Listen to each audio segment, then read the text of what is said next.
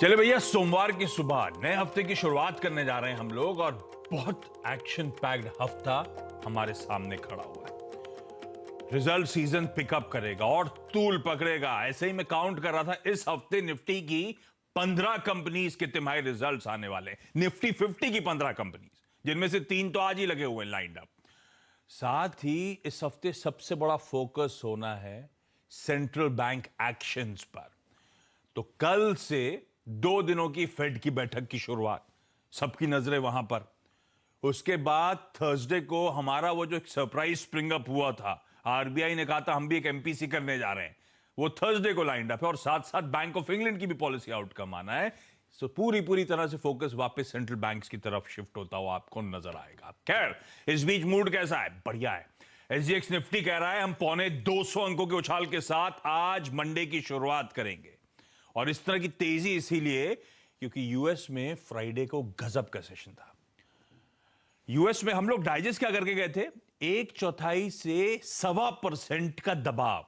Nasdaq 1.25% दबाव में था फ्यूचर्स, और डाउ के फ्यूचर्स 1/4% नीचे थे। एक्चुअल सेशन देखिए, क्या कमजोरी डाइजेस्ट करी और खुले वहां के बाजार फ्लैट। खुले कमजोर थे, डाउ इनफैक्ट 30 पॉइंट नीचे था शुरुआत ओपनिंग। वो 30 पॉइंट नीचे वाला डाउ 830 पॉइंट की मजबूती के साथ बंद होता हुआ नजर आया। इंटरडे चार्ट्स लगाइएगा, ट्रेंडिंग डे था, दिन के हाईस पे जाके यूएस मार्केट्स बंद हुए। तीनों बेंचमार्क्स 2.5 से लेकर 3% का जबरदस्त उछाल डिलीवर करके गए। इस तरह की तेजी पैन आउट होती हुई यूएस में नजर आई। और आज सुबह के फ्यूचर्स हल्की कमजोरी के साथ हैं, लेकिन तब और अब एक बार स्क्रीन पर आएगा। उन फ्यूचर्स को भी डिस्काउंट कर लूं, इस सुबह जो नरमी चल रही है उसके बावजूद देखिए आप परफॉर्मेंस 32,000 है, वो 32,800 नहीं है। डाउ फ्यूचर्स ठीक कराइए, 32,000 वाला डाउ 32,830 के लेवल्स पर खड़ा हुआ आज सुबह नजर आएगा। ये फ्यूचर्स टू फ्यूचर्स है, फ्राइडे के 3:30 बजे से। ये जो डिफरेंशियल है, और ये क्रॉस बेंचमार्क डिफरेंशियल नजर आएंगे आपको, वही पूरा एशिया डाइजेस्ट करने की कोशिश कर रहा है। और वही एसजीएक्स निफ्टी भी दिखा रहा है 1% मजबूत हम खुलेंगे। पर इस तरह की तेजी के पीछे रीजनिंग क्या है?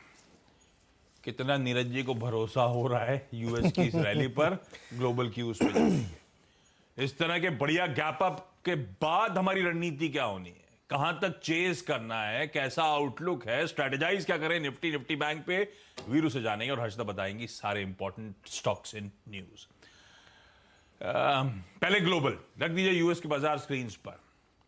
जो मूड माहौल चेंज हो रहा है उसके पीछे सबसे बड़ा नैरेटिव तो यह है, बात छिड़ी हुई है कि फेड एक बार 75 बेसिस हाइक करेगा, उसके बाद शायद ये चेन ब्रेक कर दे, दरें कम रिड्यूस बढ़ना शुरू हो जाए, उस होप में। पर वो डेटा तो ऐसा नजर नहीं आया। ये नैरेटिव आया कहां से? पीसीई जो आया कोर सितंबर में 0.5% उछल गया। अनुमान के मुताबिक वो इन्फ्लेशन बढ़े ही चले जा रहा है। तो ये कहानी कहां से बनने लगी और इतना होप क्यों जाग रहा है? और स्टॉक मार्केट ड्यूली रिवॉर्ड कर रहा है उस कहानी को। वो रिवॉर्ड कर रहा है जो आप कर रहे हैं, पीसी बढ़ के आया है।